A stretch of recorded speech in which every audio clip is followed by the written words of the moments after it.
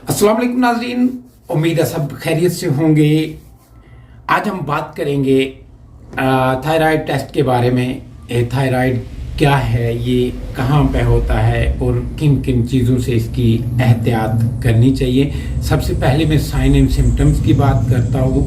अगर ये 5 चीज़ें आप फील कर रहे हैं, आपके अंदर नमूदार हो रही हैं, तो आपने ज़रूर थायराइड का टेस्ट करवाना है। आज की वीडियो को स्पॉन्सर किया है अल शफा डायग्नोस्टिक लेबॉरेटरी सुरनकोट और अल शफा डायग्नोस्टिक लेबॉरेटरी मेहंडर ने। सुरनकोट में अल शफा डायग्नोस्टिक लेबॉरेटरी का जो एड्रेस है वो रहेगा main market near BDO office Surankote, और मेहंडर में अल शफा डायग्नोस्टिक लेबॉरेटरी का एड्रेस है opposite tehsil complex, first floor, Vishal cloth house, Mendhar. आप ज़रूर वहाँ विज़िट करेंगे और आपके जो ज़रूरी टेस्ट हैं वो वहाँ से कराएंगे। जब भी ब्लड टेस्ट का सोचें, अल शफा डायग्नोस्टिक लेबॉरेटरी का ही सोचें।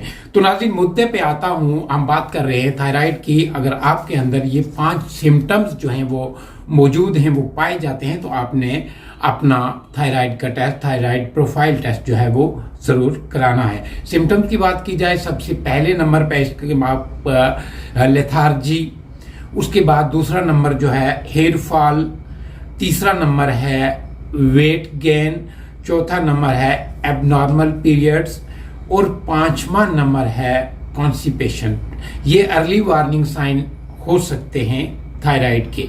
आपको अगर ये 4-5 चीज़ें जो हैं, इरिटेशन होती है, गुस्सा आता है, तो आपने अपना ज़रूर थायराइड टेस्ट कराना है। खासकर उन लोगों में उनको ये टेस्ट करवाना चाहिए जो मोटापे का शिकार हैं, जो मोटापा है जिन लोगों को, उनको ज़रूर अपना चेकअप जो है वो कराना चाहिए। अब हम बात करेंगे इसकी टेस्टिंग और सैम्पलिंग कैसे होती है। जब आप लैब में जाते हैं तो फास्टिंग या नॉन फास्टिंग दोनों में आप करा सकते हैं। फास्टिंग में ज़्यादा एम है कि आप फास्टिंग में जाइए, फास्टिंग में अपना ब्लड जो है वो लैब में दीजिए और आपका टेस्ट जो है यानी ब्लड लिया जाएगा और ब्लड का प्लाज्मा या सीरम सेपरेट किया जाएगा, फिर वो टेस्ट के लिए उसका प्रोसेस जो है वो शुरू किया जाएगा। तो आइए बात करते हैं थायराइड की। थायराइड क्या है, क्यों इसके जो है बचाव और इसकी एहतियात जो है वो किस तरह से होनी चाहिए।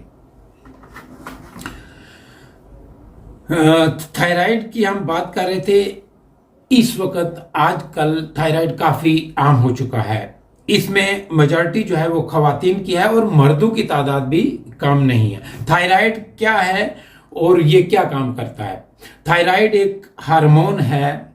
आपके गले के नीचे वाला हिस्से में सामने की जानिब तितली की शक्ल का एक थायराइड ग्लैंड होता है, जैसे हम इसको बटरफ्लाई शेप भी कहते हैं। थायराइड ग्लैंड में ही थायराइड हार्मोन्स पैदा होते हैं। थायराइड आपके जिस्म में ग्रोथ, रिपेयर और मेटाबॉलिज्म को कंट्रोल करता है।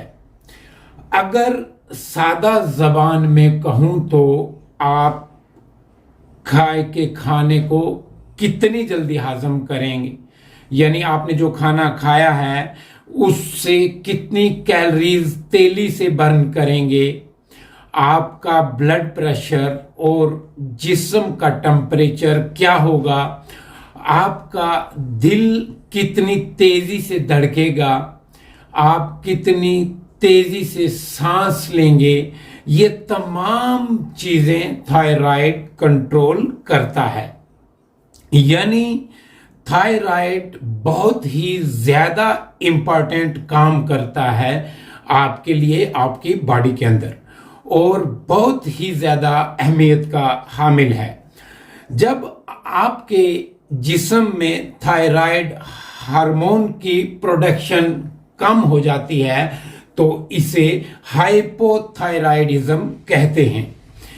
इसकी कुछ निशानियां ये रही, आप बहुत ज़्यादा थकावट महसूस करते हैं, हर वक्त सुस्त रहते हैं, आपके बाल झड़ने लगते हैं, आपको कमजोरी महसूस होती है या कमजोरी फील करते हैं, आपका वजन बढ़ जाता है, आप वेट गेन करने लगते हैं, कुछ लोगों में सर दर्द रहता है, आपके हाथ पांव ठंडे पड़ जाते हैं, आप लो फील करते हैं, आपकी इम्यूनिटी कमजोर पड़ जाती है। जरूरी नहीं कि एक मरीज में ही ये तमाम सिम्टम्स जो हैं वो नजर आए। कुछ लोगों में इनमें से कुछ नजर आते हैं, जबकि कुछ लोगों में एक आधा सिम्टम ही नजर आता है। लेकिन ज्यादातर लोग थायराइड की वजह से मोटापे का शिकार लाजमी होते हैं। अब आप जहन में ये सवाल आ रहा होगा कि थायराइड में खराबी की वजह क्या चीज बनती है। वैसे तो थायराइड में खराबी में बेशुमार वजूहात होती हैं, लेकिन जो हमारे यहाँ देखने में आई हैं उनमें सबसे सरे फहरिस्त रिफाइंड ऑयल का इस्तेमाल है। रिफाइंड ऑयल में ऑयली अनसैचुरेटेड फैट्स होते हैं जो आपके जिस्म में थायराइड हार्मोन को फंक्शन करने से रोकते हैं। फिर चाहे आप कोई सा भी रिफाइंड ऑयल इस्तेमाल कर लें, सोयाबीन का कर लें, कॉर्न का कर लें या सनफ्लावर का कर लें, तमाम ही ये पॉली अनसैचुरेटेड फैट्स मौजूद होते हैं। थायराइड में खराबी की दूसरी वजह स्ट्रेस हार्मोन यानी कॉर्टिसोल है। जब आप स्ट्रेस लेते हैं तो आपके जिस्म में स्ट्रेस हार्मोन जो है कॉर्टिसोल पैदा होता है। जब आप जिस्म में कॉर्टिसोल का लेवल बहुत ज्यादा बढ़ जाता है तो आपके जिस्म में थायराइड स्टिमुलेटिंग हार्मोन यानी TSH की प्रोडक्शन कम हो जाती है, डिक्रीज हो जाता है, जिसके बाद आपके जिस्म में थायराइड की प्रोडक्शन गिर जाती है।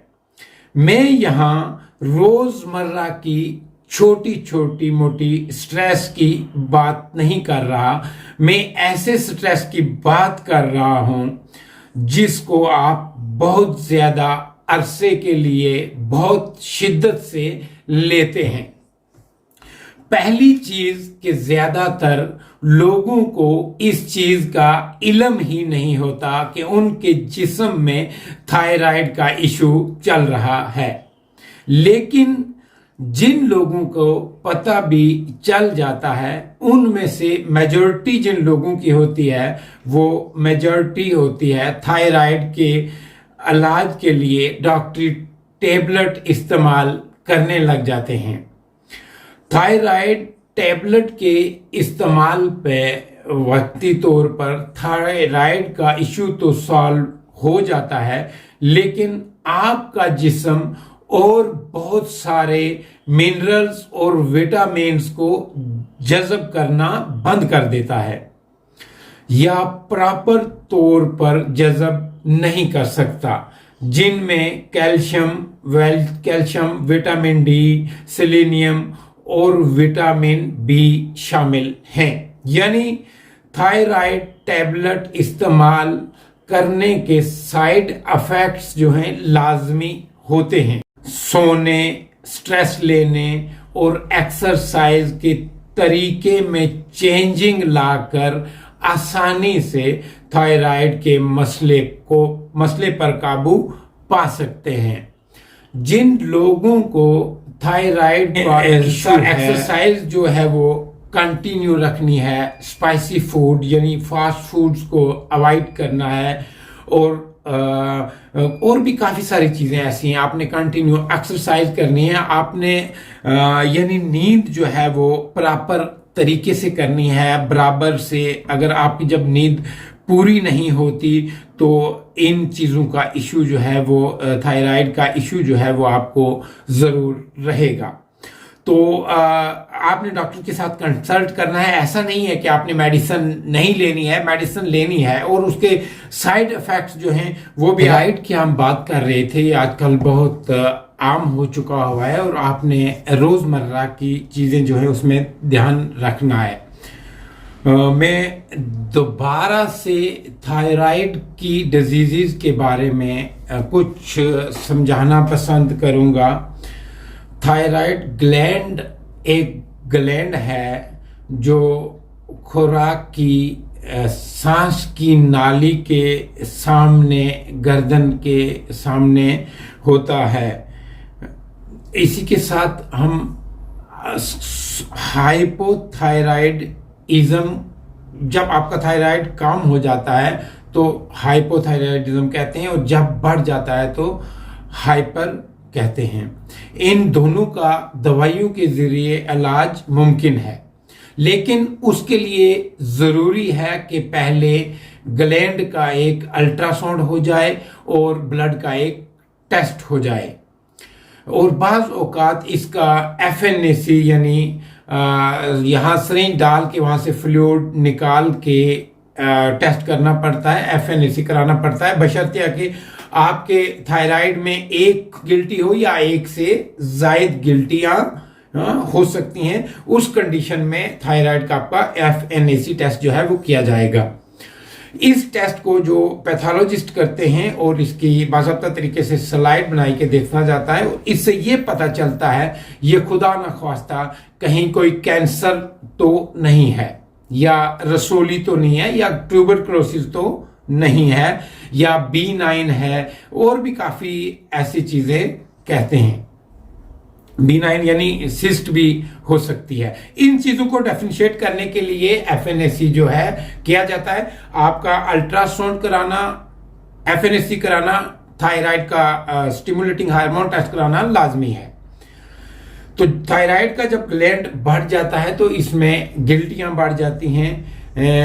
ये कई दफ़ा इनको सांस लेने में दिक्कत होती है, खाना खाने में परेशानी होती है और वैसे आपकी वॉइस जो है, आपकी आवाज़ में चेंज होती है और कभी ना कभी ये बाहर निकल आएगा और ये घरों के सामने बुरी लगेंगी, आप दिखने में भी अच्छे नहीं लगेंगे। ऐसे हालात में बहुत ज़रूरी है कि अगर ये थायराइड आपका बाहर आ जाता है और आप थायराइड सर्जन जो एंडोक्राइन का सर्जन है आप उससे कंसल्ट करें और ऐसे पेशेंट को ऑपरेशन की ज़रूरत है या नहीं। थायराइड अगर ऑपरेशन की ज़रूरत पड़ती है तो सर्जन जो है वो थायराइड निकाल देते हैं। फिर थायरॉक्सिन की दवाई जो है वो सारी उम्र खानी पड़ती है।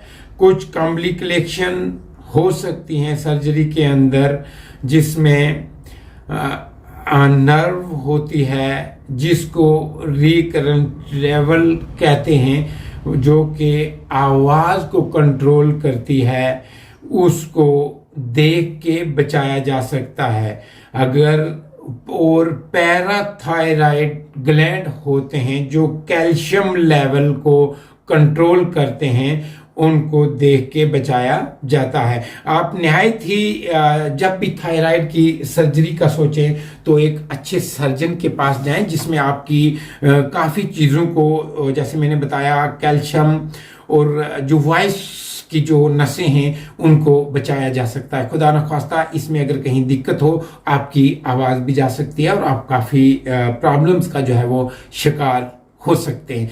तो उम्मीद है कि ये आज की वीडियो जो है आपके लिए काफ़ी इंफॉर्मेटिव हुई होगी।